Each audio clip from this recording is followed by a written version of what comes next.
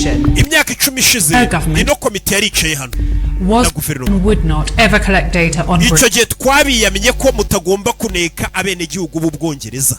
Hari ukuntu sasa buriya bino bintu bijya bigasanga leta hari ukuntu yipanga akazi kagineke gakusanya amakuru y'abaturage bayo itabamenyesheje. Sasa hari igihe bayinenga ati ibyo bintu n'icyaha mwa muri gukora kuneka abaturage nta kosa bakoze. Ntago abaturage b'Ubwongereza mugomba kubaneka. Thanks to the recent hack into MI6 system. Aya makuru twayamenye tuyakesheje ko ejo bundi hari abantu bahakinze seriveri za MI6 bita bigaragara ko muneka abaturage banyu. Amerika bajyaga bayibishinja kera. And not only za WikiLeaks been systematically harvesting amakuru y'umuntu ku giti cye muyafata mukayakusanya telefone ze, email of the British population. Ibyo bintu mukora abaturage b'Ubwongereza. So in order to create an intelligence super system, ibyo mwabikoresheje system idasanzwe surveillance network called Total Human mwakoresheje icyitwa ngo ni Total Human Engagement Analytics ngo ni system cyashya bazanye mu magambo ahinnye yitwa THEA.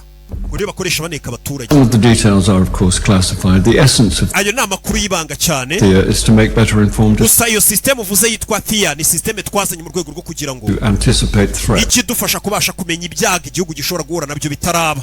Is unlawfully invaded. Ibyo muri gukora no kwata ku buzima bwite bw'abene gihugu ntago byemewe kuneka abene gihugu nta cyaka bakoze. Since THEA went online, MI6 have intercepted threats at a rate. Kuva iyo THEA twayishyira ku murongo ngigineka abaturage. MI6 ni ikigo cy'ubutasi cy'Abongereza tumaze guhagarika ibitero byinshi byagombaga kuba cyase kubikumira. Let me be clear on how this ekagubwira bino bintu kuntu bigomba kurangira muze. You and Prime Minister Fordham under Prime Minister Fordham investigation and THEA dismantled. Mwese mugiye gukorwa iperereza ndetse iyo THEA yanyu iyo systeme nyine neka abaturage nayitikurwa ku murongo nizongere gukoreshwa. Hari ama systeme menshi yagiye yamaganwa ngakoreshwa kuneka bene gihugu. Hannahan was grandstanding Prime Minister. No, the whole thing's a circus. Just without the entertainment value. Hannahan is gaining traction in this election.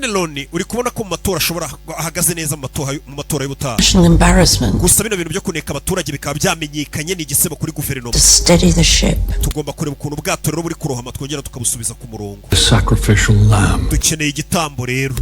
Let's face it, Stephen, you're Prime Minister this country has ever produced. A hopeless. Have our shortcomings, Prime Minister. Prime Minister twese tugira intege nke. Uyu ni Premier Minister w'Ubwongereza. The tape stopped. Kuri coding ndabihagaritse. Ubu ninjye nawe gusa turi kuvugana. I think this could be a blessing. Ndakeka bino n'umugisha ahubwo tugize. To get you back into the shadows where you belong. Kugira ngo wongere usubire mu gicucucucu abantu batanakubona niho ubarizwa.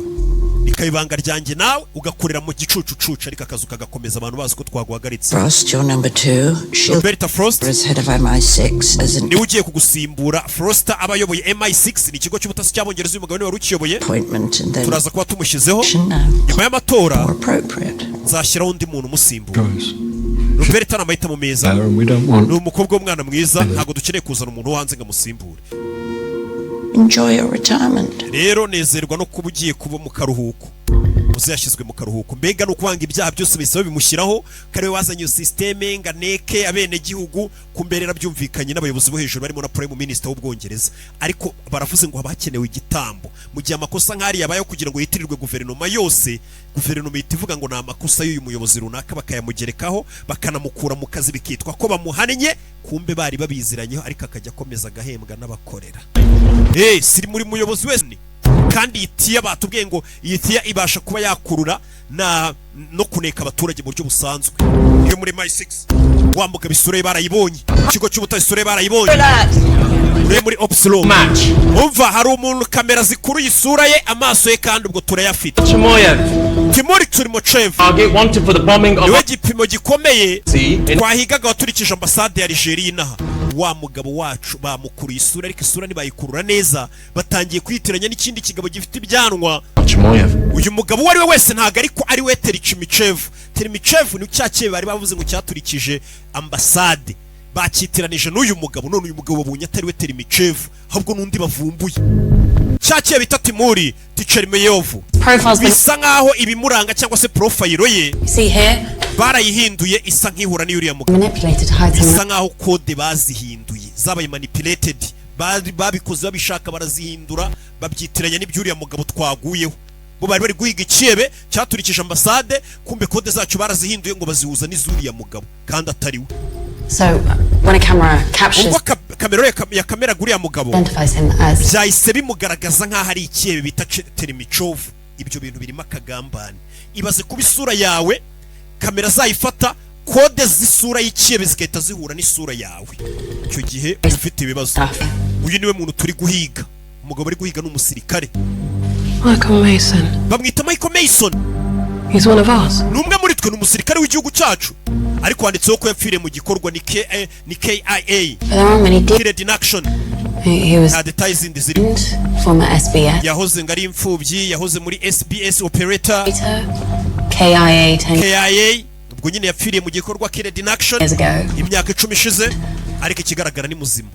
Muri systeme za MI6 bari bazi ko uyu mugabo yapfuye nk'umusirikare wabo ariko ni muzima. Why would someone want to frame one of our own to be targeted? None ninde washatse rero kubeshyera umwe mu basirikare bacu akamugerekaho kari we kiye bagahindura kode ngo tuzagire ngo niwe kihebe. Uriya musirikare ari kubeshyirwa ni umusirikare wakoreye igihugu ariko bakekaga ko yapfuye ariko hari umuntu wahinduye amakode ya MI6 ku buryo niba mubona bazagira ngo ni ikihebe. Ninde wabihinduye akabeshyera umwe mu bacu. Uyu numukobwa asigaye yoboye MI6. Tried to access his mission logs from Paul. Nagerageje kwinjira muri misiyo zose yatumweho n'igihugu.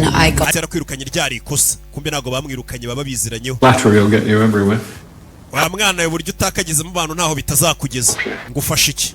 Does the name Michael Mason? Izina Michael Mason hari icyo rikwibutsa.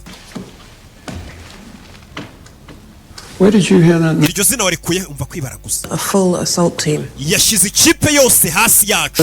Wenyine. What I'm about to say doesn't exist. Ibyo ngiye ukubwira ntago bibaho. Ntuzagira undi ubibwira.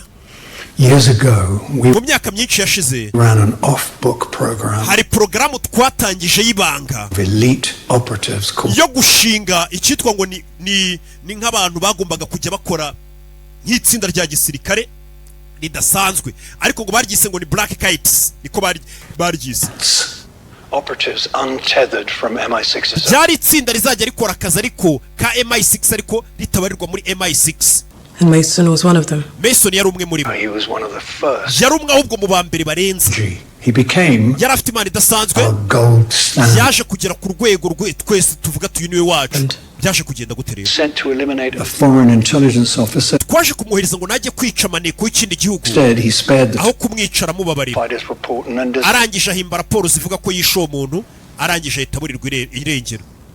Kuki yasuzuguye itegeko ryawe? Dukeka ko bamuhinduye akaba maneko y'ikindi gihugu. Roberta wa mugore we. Kuki abantu mutazi kwifasha avumbuye byinshi.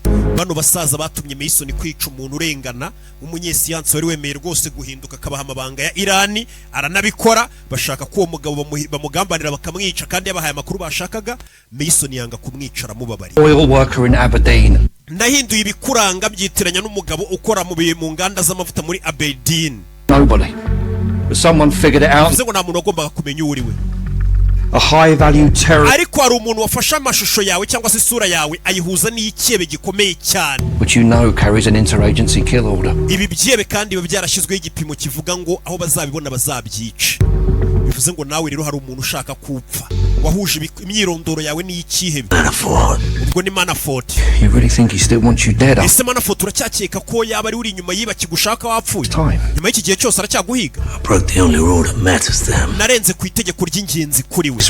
Amategeko yarakijyaho. To kill an innocent man. We ko wakoze no kwanga kwica umuntu w'inzira karengana. That you promised to help after he helped us. Kandi uwo muntu yafashije igihugu cyacu nawe umusezeranya kuzamufasha. Igihugu amaze kugifasha kigutegeka kumwica wanga kumwica.